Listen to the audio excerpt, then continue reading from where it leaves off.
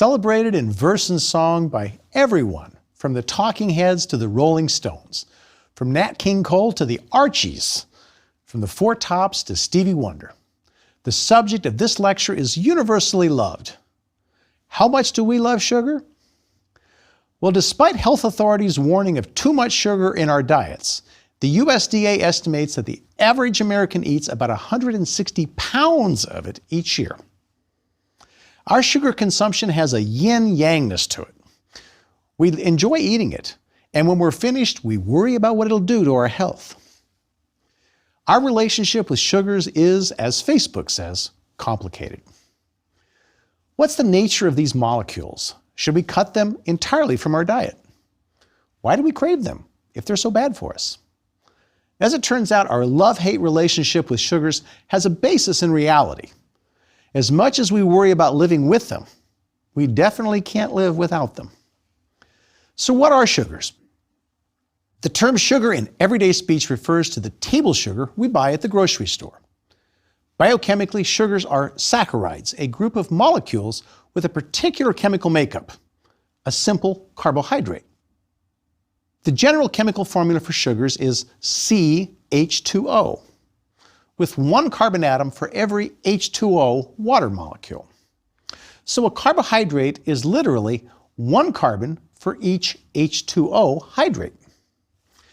In simple sugars or monosaccharides, the number of carbons in the molecule equals the number of H2Os.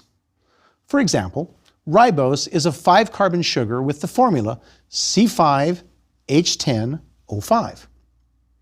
Ribose gives structure to our ribonucleic acid molecules, commonly called RNA. Similarly, for the common monosaccharides we eat, glucose, fructose, mannose, and galactose. These each have 6 carbons and 6 H2Os, giving them each the formula C6H12O6. They only differ in how they're organized. Now combine any two monosaccharide sugars and you get a disaccharide. Glucose plus galactose makes lactose. Glucose combined with fructose is ordinary table sugar known as sucrose. Of all the sugars traveling in and around your cells, fructose is the second most abundant sugar after glucose, and the two can readily be interconverted. Fructose is a major component of high fructose corn syrup, a sweetening agent derived from corn starch. High fructose corn syrup is widely used to sweeten soft drinks, but it's also found in a bewildering variety of processed foods, including coffee creamer, salad dressings, pickle relish, lunch meats, and peanut butter. High fructose corn syrup gained popularity in the 1970s when industrial use of the enzyme known as glucose isomerase was developed. Glucose isomerase converts part of the glucose in corn syrup into fructose, which actually tastes sweeter than glucose. The resulting high fructose corn syrup is as sweet as table sugar. Why not just use regular sugar? Well, it turns out that high fructose corn syrup is easily made from domestically grown corn and cheaper than importing cane sugar. Because of this, its usage grew from 0% of the caloric sweetener market in 1970 to 40% in 2000. Now, over that same period of time, there was also a significant increase in obesity in the U.S. Many believe this is not a coincidence. However, it's not completely clear if high fructose corn syrup is the only culprit in the obesity epidemic. One thing, however, is indisputable. Americans eat too much sugar, and physicians implore us to limit consumption of it, whatever the source. And no, the naturalness of sugar from honey or agave nectar isn't a loophole. Simple sugars are building blocks for complex carbohydrates. If a few simple sugars between about 3 and 10 get linked together, they're called oligosaccharides. Longer polymers, typically with more than 10 simple sugars, are called polysaccharides. In animals, the sugar polymer is a very large polysaccharide called glycogen. Plants make a mix of polysaccharides that we refer to as starch. Now, plants don't make glycogen, but they use sugars to make other big carbohydrates besides starch. Very similar to starch, but with a crucial difference, is a cousin polymer called cellulose. And there are also pectins, which are polymers of modified sugars. Now, all these molecules differ in the ways in which the sugars are organized in the polymer. So if sugars are not good for us, why do they appeal to us so much? To start with, we have sweet receptors on our tongues, which are linked to pleasure centers in our brains. We also have sweet receptors in our guts, an amazing thing, and we'll return to that later. Our bodies reward us for eating sugar and enthusiastically encourage us to eat more. So why? Well, sugars are full of energy, and eating high-energy foods is a simple recipe for survival. Sugars are not the most energy-dense molecules in the body, however. That distinction goes to fat, which gram for gram stores more than twice as much energy as sugar. But as we learned in the lecture on lipids, fats are water insoluble, so they must be packaged into complexes to travel in the bloodstream. Then, on arrival at their cellular destinations, fats have to be separated from their carrier molecules before they can be used. This all takes time, so fats are a poor choice for quick energy. When we need immediate energy, sugars are the go-to. Not only are they a source of ready energy, their water solubility means they can travel easily in the bloodstream. Now, virtually every cell in every organism on Earth uses sugar in what we call a central metabolic pathway, a part of metabolism that's so essential we can't live without it. This is why sugar is bundled together to make glycogen in our liver and muscle cells. But at any given time, we only have about a 24-hour supply of sugar present in our bodies stored as glycogen. If you did not eat for a day or so, you would use up all your glycogen. And that can be problematic, especially since our brains strongly prefer glucose to fuel its activities. If blood glucose levels fall too low, the resulting hypoglycemia can be dangerous and even fatal. And because glucose is so important, when supplies get low, even temporarily, our body starts making it from other molecules. Cells in the liver and kidney do the work of making glucose to help prevent this from happening when glucose levels drop. Glucose synthesis is called gluconeogenesis, which literally translates to new synthesis of glucose. How do these cells make glucose? You may be surprised to learn that our bodies cannot make glucose from fatty acids in fat. But our cells can break down proteins and use the amino acids released to make glucose. This is also why people on high-protein, low-carbohydrate diets still get enough glucose. Stored chemical energy is extracted from sugar molecules by a process known as oxidation. A familiar example of oxidation is burning wood in a fireplace. The term oxidation comes from the oxygen used in the process. As you know, that's why a fire can be put out if you limit its access to air. Energy can also be extracted from sugars in the absence of oxygen, a process called fermentation. Bacteria and yeast carry out fermentation, as you know, if you've ever made wine or beer. Now, fermentation isn't the most efficient way to extract energy from sugar, but you do get alcohol out of it, so from the human point of view, that's a pretty reasonable trade-off. The story is slightly different for organisms that make their own food rather than eating it. Plants use light energy to make sugars from carbon dioxide and water. In plants, glucose is stored in large molecules of starch.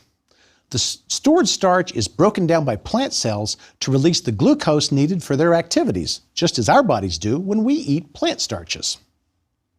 What we call starch is made up of two related polymers called amylose and amylopectin. Amylose is a long linear molecule, whereas amylopectin is branched, similar to glycogen.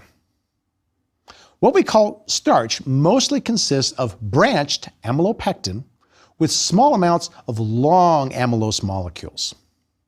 Exact proportions vary among the various starchy foods. Potatoes, maize, and wheat have relatively more of the long amylose molecules, while sticky glutinous rice leans more towards the shorter chain amylopectins. Plants also use glucose to make a distinctive polymer animal cells completely lack: cellulose. Cellulose provides structural integrity to plant cell walls and is almost identical to the long molecules of amylose, but with a subtle structural difference. The chemical bond linking the glucose units of cellulose differs from amylose only in the configuration of carbon number 1 of each glucose. Enzymes are very, very specific about the structure of molecules they will act on, and that minor difference means that the enzyme for digesting amylose that we have cannot act on cellulose. As a result, we can digest and obtain glucose from amylose and starch, but not from cellulose, which passes undigested through our systems. Ruminants like cows, however, can and do digest cellulose to release glucose, thanks to an enzyme called cellulase. It breaks the bond that our enzymes choke on. Well, actually, cows don't make cellulase either. They get it from bacteria living in their digestive system. With this assistance, cows get significant amounts of energy from eating greens, which is largely cellulose. So for a cow, even leafy greens are high-calorie food. The large amount of glucose energy stored in cellulose can also be used to produce biofuels. A great deal of plant waste is not eaten by humans or even most livestock, but it's full of cellulose. If that's broken down into glucose using cellulase, the glucose in it can be used to make ethanol by bacterial fermentation. Most of the gasoline sold in the US contains 10% ethanol, and some of that ethanol is made from cellulose. But sugars are used for more than energy. We've already mentioned that ribose contributes to the structure of RNA, and a related sugar called deoxyribose contributes to the structure of DNA. Glucose can also be converted into other forms. For example, glucose can combine with an amine group to become glucosamine molecule, and glucosamine joins with an acetyl group to become N-acetyl-glucosamine. Long polymers of N-acetyl-glucosamine contribute to cartilage and produce chitin, which plays important roles in many organisms. In fungi, for example, it is chitin rather than cellulose that is found in the cell wall. In insects, chitin forms the tough exoskeleton. Now, surprisingly, chitin is also found in the wing scales of butterflies, where it is arranged in orderly arrays diffracting light to produce beautiful iridescent colors. And in the cephalopods, the group including octopuses and squid, chitin is a major component of their beaks, a structure similar to our jaws. In addition to providing energy and structure, another fascinating use that cells have for sugars is establishing cellular ID. Now, what, you might wonder, is cellular ID? Well, it's a tiny badge that cell wears that tells other cells, hello, my name is... Okay, all right. It's pretty close to that, though. Here's how it works. Proteins in cell membranes have small groups of sugars called glycans attached covalently to them in such a way that the sugars stick out on the outside of the cell.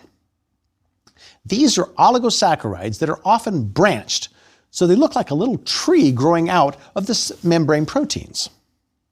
The kinds of oligosaccharide trees attached to the membrane proteins serve as a sort of cellular barcode, identifying what sort of a cell it is.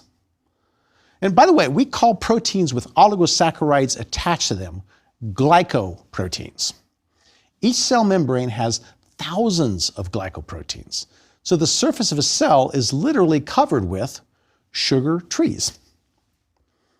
The membrane proteins involved in cellular ID are examples of glycoproteins, but there are also glycoproteins that are not involved in cellular ID and not even bound to membranes. These include such proteins as mucins, which are found in our mucus.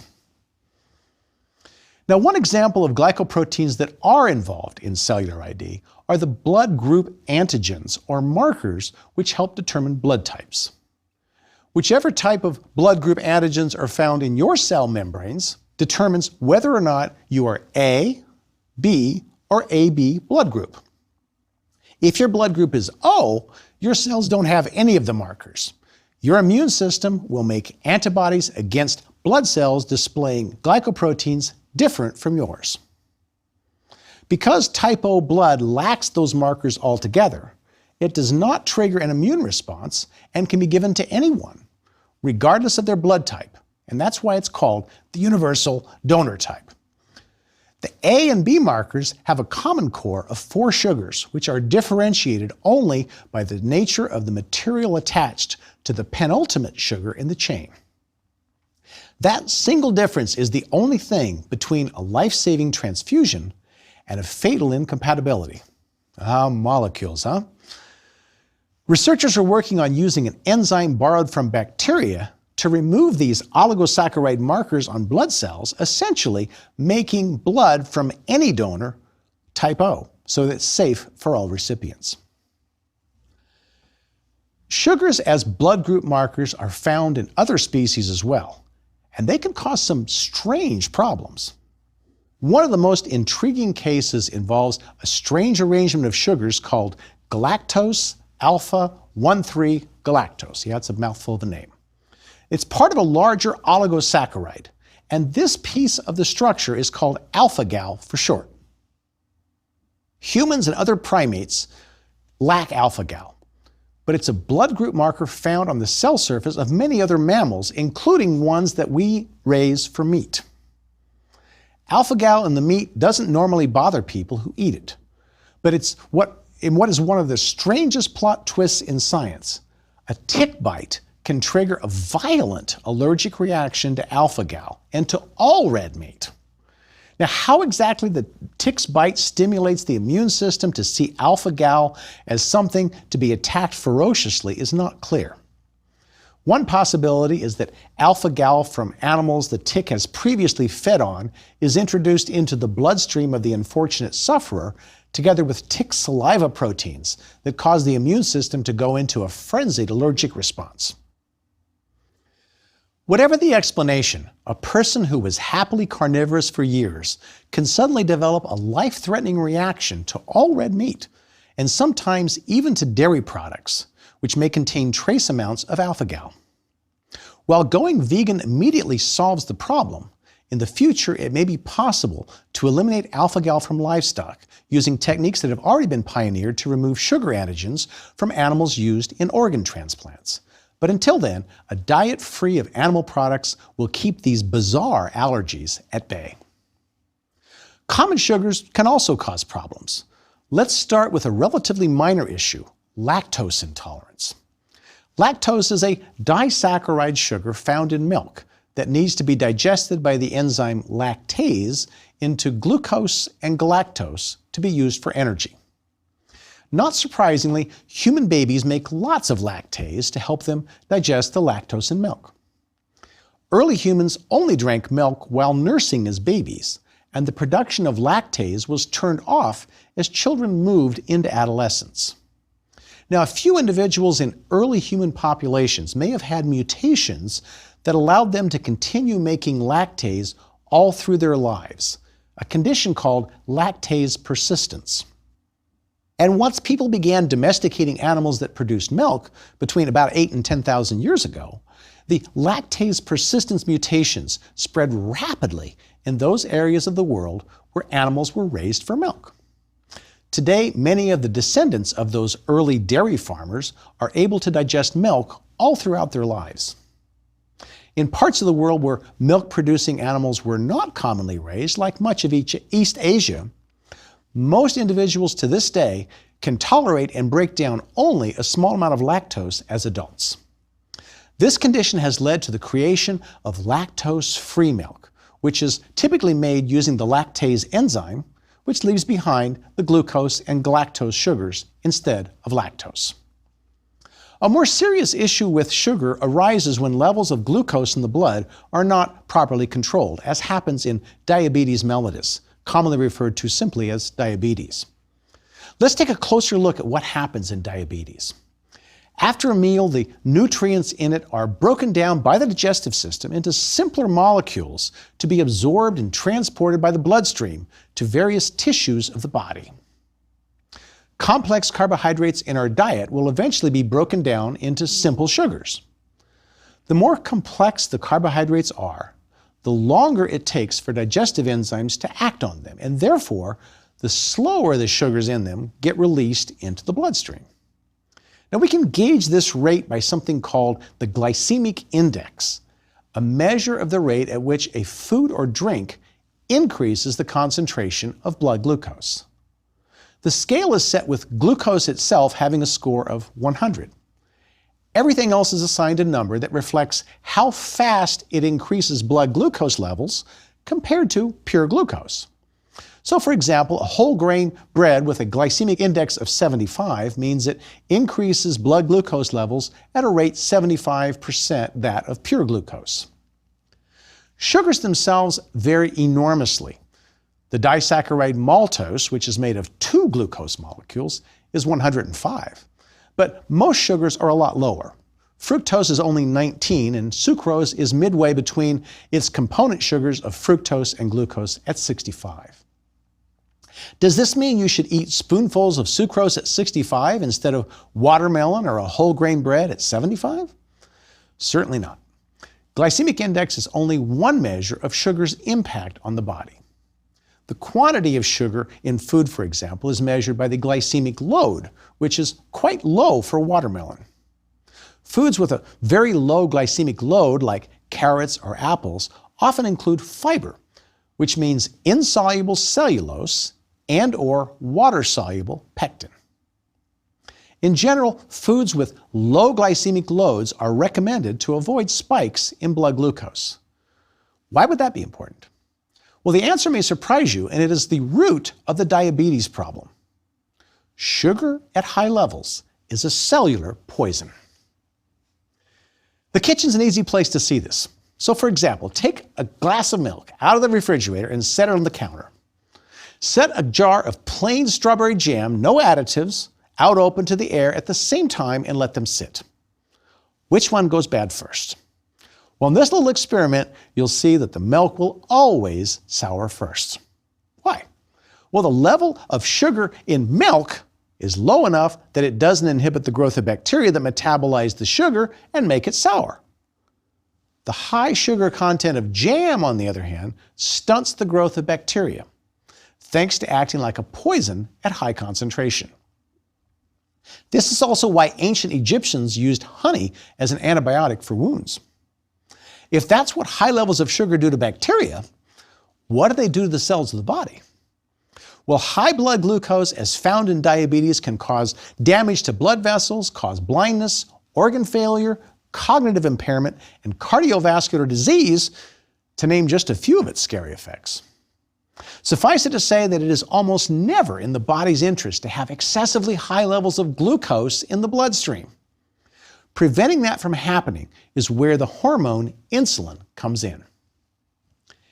Insulin is a small protein, 51 amino acids, made in specialized cells in the pancreas in response to increases in the blood glucose concentration.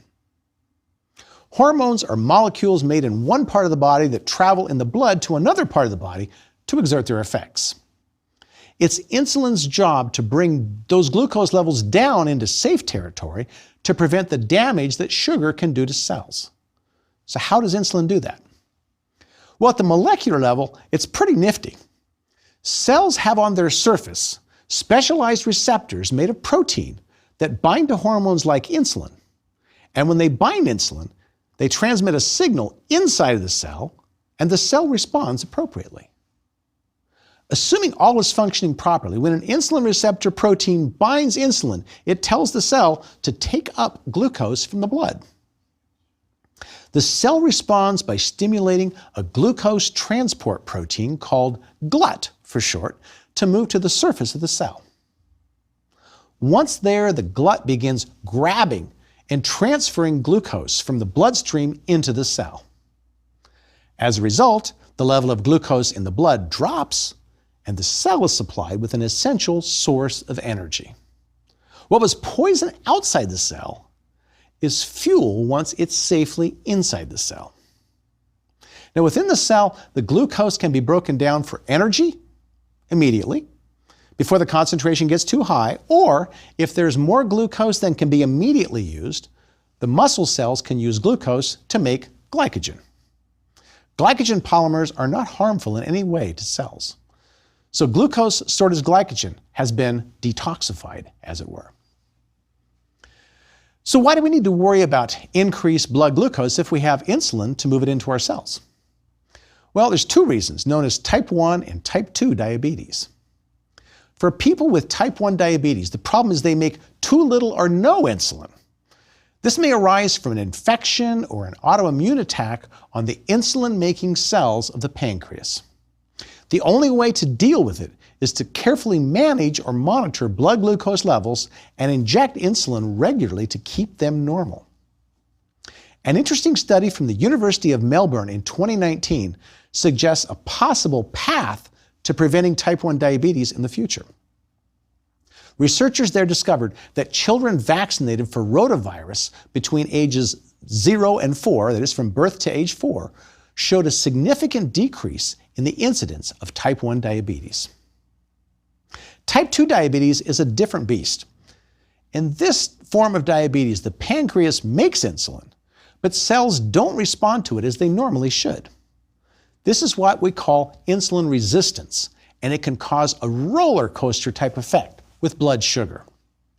In insulin resistance, increasing blood sugar stimulates insulin production as in the non-diabetic, but cells don't respond to it at first, and they don't take up that sugar. Blood glucose levels consequently remain high, potentially damaging tissues. So what does the body do? The pancreas pumps out more insulin in an attempt to bring them down. Well, the higher levels of insulin at that point start to work, and cells begin taking up glucose like crazy. That extra insulin really kicks in, so cells can overshoot in removing glucose from the blood. As a result, the glucose level may drop precipitously, resulting in dangerously low blood glucose levels known as hypoglycemia. Type 2 diabetics get the worst of all worlds with respect to glucose. Organ and tissue damage from high glucose levels arising from insulin resistance and dangerously low levels of glucose arising from the body's overcompensation for the phenomenon. What causes insulin resistance in the first place? Well, like many things in biochemistry, that's not a simple story. But it appears that a diet high in sugar and fat results in the storage of fat in the liver, and this in some way triggers cells to become less responsive to insulin. To avoid problems associated with sugar, some people use artificial sweeteners such as NutraSweet, Splenda, or Sweet and Low. The perceived benefits of these sweeteners are that they taste sweet like sugar, but contain few if any calories because they cannot be digested for energy. Do artificial sweeteners such as aspartame, sucralose, or saccharin eliminate the problems associated with sugar and diabetes? Well, unfortunately, the answer appears to be no. Remember the sweet taste receptors in the gut I mentioned earlier? Those receptors respond to artificial sweeteners by increasing the absorption of sugar in the intestines from other dietary sources, leading to higher blood sugar levels. But higher blood sugar levels are, of course, the exact opposite of the intended effect.